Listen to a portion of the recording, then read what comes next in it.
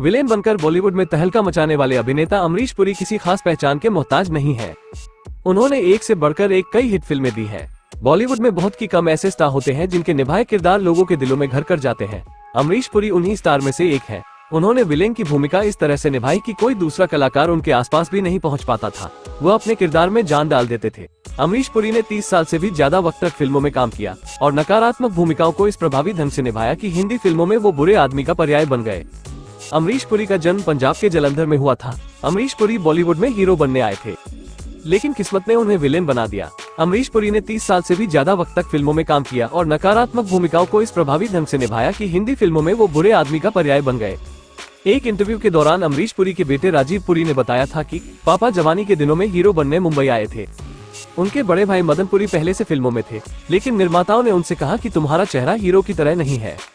उससे वो काफी निराश हो गए थे। फिल्मों में नायक का किरदार न मिलने के बाद अमरीश पुरी ने थिएटर का रुख किया, जहां उन्होंने अपने दमदार अभिनय से खूब ख्याति पाई। इसके बाद 1970 में उन्होंने फिल्मों में काम करना शुरू किया। आगे राजीव ने बताया कि पापा ने फिल्मों में काफी देर से काम शुरू किया, लेकिन एक थिएटर कलाकार के तौर पर वो खासी ख्याति पा चुके थे। हमने तभी से उनका स्टारडम देख लिया था और हमें पता चल गया था कि वो कितने बड़े कलाकार हैं। 70 के दशक में अमरीश पुरी ने निशान, मंथन, भूमिका, आक्रोश जैसी कई फिल्में की। 80 के दशक में उन्होंने बतौर खलनायक कई अविस्मरणीय भूमिकाएं निभाई। हम 5, नसीब, विधाता, हीरो, अंधा कानून, अर्ध सत्य जैसी फिल्मों में उन्होंने बतौर खलनायक ऐसी छाप छोड़ी कि फिल्म प्रेमियों के मन में उनके नाम से ही खौफ पैदा हो जाता था। साल 1987 में आई मिस्टर इंडिया में उनका किरदार मोगेम्बो बेहद मशहूर हुआ। फिल्म का संवाद मोगेम्बो खुश हुआ आज भी लोगों के जहन में बरकरार है।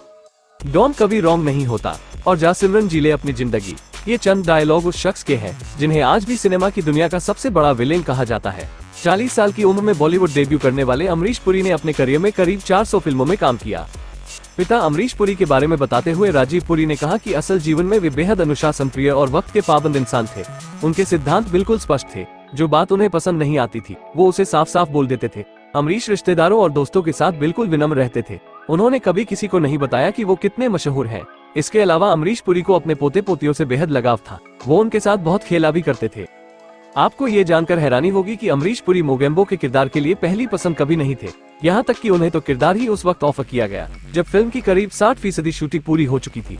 उस वक्त फिल्म के डायरेक्टर शेखर कपूर ने उन्हें ये रोल ऑफर किया। बता दें कि पहले मोगेम्बो का किरदार अनुपम खेर को ऑफर किया गया था। उन्होंने एक इंटरव्यू में बताया था कि मोगेम्बो के रोल के लिए मुझे चुना गया था, लेकिन 1-2 महीने बाद ही फिल्म मेकर्स ने मुझे रिप्लेस कर दिया। मोगेम्बो के किरदार का ऑफर मिलने के बाद अमरीश पुरी चौंक गए थे। उन्होंने अपनी आत्मकथा एक्ट ऑफ लाइफ में लिखा था, जब डायरेक्टर शेखर कपूर ने मुझे ये रोल ऑफर किया तब तक फिल्म की 60% शूटिंग पूरी हो चुकी थी। मैं थोड़ा आशंकित हो गया था क्योंकि आधी से ज्यादा फिल्म शूट हो चुकी थी। मेरे मन में ये ख्याल भी आया कि इन्हें अब जाकर मेरी याद आए। अमरीश पुरी ने लिखा था, मिस्टर इंडिया की शूटिंग के दौरान शेखर कपूर ने मुझे पूरी छूट दी थी। उन्होंने कहा था कि मोगेम्बो का किरदार हिटलर जैसा होना चाहिए। ऐसे में इस किरदार का idea Hollywood film starring Clark Gable से लिया गया था। उस दौरान शूटिंग का शेड्यूल इतना ज्यादा व्यस्त रहा कि मैं करीब 20 दिन तक सूरज की रोशनी नहीं देख पाया था।